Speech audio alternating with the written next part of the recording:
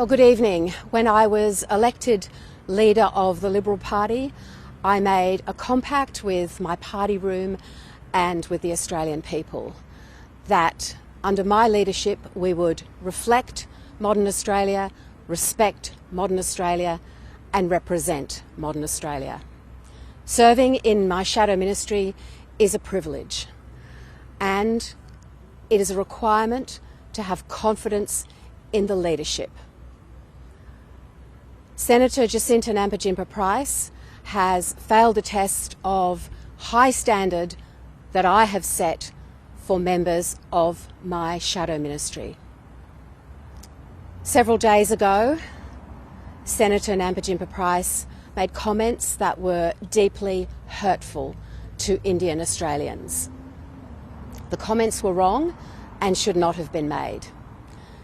Since that time, my team and I have been out listening to Australians of Indian heritage, and we have heard their response and the pain and hurt that these remarks provided for them. And despite being given the time and space to apologise, Senator Jacinta Nampijinpa Price did not offer an apology today. And many Australians, not just of Indian heritage, have been calling for that apology, for remarks that were deeply hurtful. Now today, Senator Jacinta Nampijinpa Price critically failed to provide confidence in my leadership of the Liberal Party. Confidence in the leader is a requirement for serving in the shadow ministry. A couple of hours ago, I spoke to the Senator and I advised her of my decision. Should Jacinta Price consider returning to the Nationals?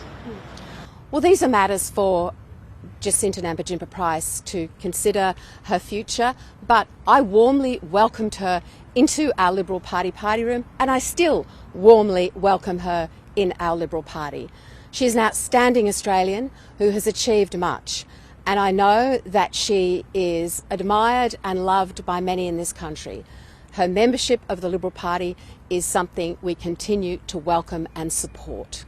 Jacinta Price says she expressed her disappointment that some of her comments about mass migration were disregarded. What did she say to you?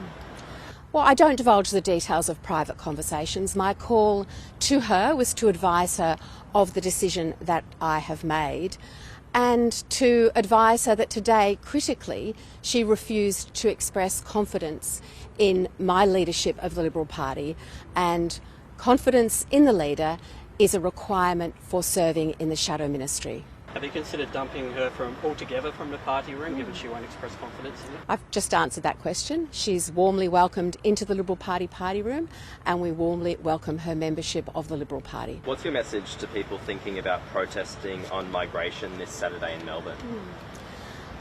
The issues of infrastructure, migration and getting the balance right are important ones.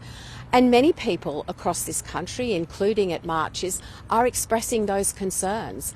Migrant communities also hold those concerns. There is not a failure on behalf of any migrant or migrant community. This is a failure of our government for not providing the infrastructure that allows for the jobs, services, schooling, education, roads, etc., to actually support our growing communities.